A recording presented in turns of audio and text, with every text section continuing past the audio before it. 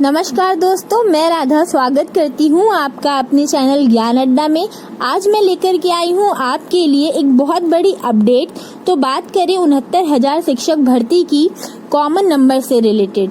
तो ऐसी ताज़ा खबर आ रही है कि 69,000 शिक्षक भर्ती में 2 नंबर कॉमन मिल सकते हैं। सभी विद्यार्थियों को 2 नंबर कॉमन मिल सकते हैं। जो भी अभ्यर्थी इस परीक्षा में 1 या 2 नंबर से पिछड़ रहे थे, अब उन अभ्यर्थियों को भी इस भर्ती प्रक्रिया में शामिल होने का मौका मिल सकता है। ऐसे बहुत सारे प्रश्न थे जिन पर आपत्तियां थी और उन्हीं में से 3-4 प्रश्न हैं जिन पर बहुत बड़ी बहस चल रही है। पहले 4 नंबर कॉमन देने की बात चल रही थी, लेकिन अब 2 नंबर कॉमन बढ़ने की बहुत बड़ी संभावना है। पहला क्वेश्चन तो है नाथ पंथ पर। जो नाथ पंथ का क्वेश्चन था उस प्रश्न पे भी बहस चल रही है। और इसके बाद जो दूसरा क्वेश्चन है परिभाषा से रिलेटेड, उन दोनों प्रश्नों पे बहुत बड़ी बहस चल रही है। जज साहब के समक्ष सारे साक्ष्य प्रस्तुत किए जा रहे हैं। डॉक्टर साहब बता रहे हैं कि सारे साक्ष्य एनसीईआरटी के हैं और आप एनसीईआरटी की साइट पर जा करके इन साक्ष्यों को देख सकते हैं। इससे साबित होता है कि जहां तक इस बहस में छात्रों की तरफ फैसला जाता नजर आ रहा है, 3 से 4 प्रश्नों पे घमासान बहस हो रही है और लग रहा है कि इसी वजह से जिला सूची भी रुकी हुई है। और इस बहस के बीच जज साहब भी अभ्यर्थियों की तरफ से सहमत दिख रहे हैं। एलपी मिश्रा जी का कहना है कि हमें एक्सपर्ट की रिपोर्ट तक नहीं दी गई है।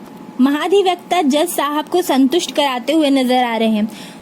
जैसा कि हम देख रहे हैं कि यह भर्ती हर दिन किसी एक नए विवाद में घिर जा रही है। तो आज है कि 2 नंबर कॉमन बढ़ सकते हैं और इस पे बहस चल रही है।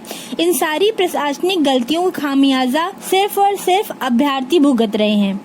और जज साहब का भी यही कहना है कि प्रशासनिक गलतियों का खामियाजा अभ्यर्थी क्यों भुगतें।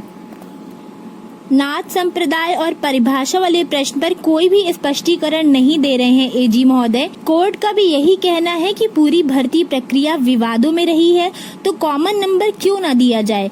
आप इस बात का जवाब दीजिए। गरीबी का आकलन, नाथ पंथ पर विद्यार्थियों की आशा बनी हुई है। ये सभी प्रश्न हैं जिन पर अब बहुत दिनों से आपत्तियां देख रहे थे और विद्यार्थियों को कोई भी समाधान नजर नहीं आ रहा था। इन प्रश्नों के अलावा संविधान वाले प्रश्न पर भी आशा बन सकती है, क्योंकि इस प्रश्न पर कोई भी स्पष्टीकरण नहीं था कि संविधान सभा का स्थायी सदस्य पूछा जा रहा है या अस्थायी सदस्य पूछा जा रहा है। तो इसलिए राजेंद्र प्रसाद और सच्चिदानंद सिन्हा दोनों ही आंसर सही हो सकते हैं, क्योंकि डॉक्टर राजेंद्र प्रसाद संविधान सभा के स्थायी सदस्य थे और सच्चिदानंद सिन्हा संविधान सभा के अस्थायी सदस्य थे। तो इसलिए यह क्वेश्चन भी विवाद में है कि इसका सही आंसर क्या होगा, इस पे कॉमन नंबर मिलेंगे कि नहीं मिलेंगे, इस पर भी बहस की जा रही है।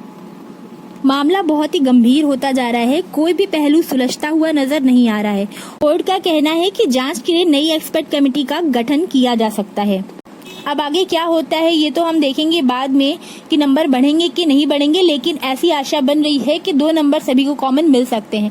और अगर 2 नंबर सबको कॉमन मिल जाएंगे तो बहुत सारे ऐसे अभ्यर्थी हैं जो 1 या 2 नंबर से चूक रहे थे, इस भर्ती प्रक्रिया में शामिल नहीं हो पा रहे थे, वो सब भी इसमें शामिल हो जाएंगे। अगर उनका गुणांक बहुत ज्यादा है तो हो सकता है उनको जॉब की एक अपॉर्चुनिटी भी मिल जाए। आशा करती हूँ कि सब कुछ अच्छा ही हो। चलिए मिलते हैं अपनी नई वीडियो में, जिसमें मैं और भी जानकारियाँ लेकर के आऊँगी। तब तक के लिए धन्यवाद।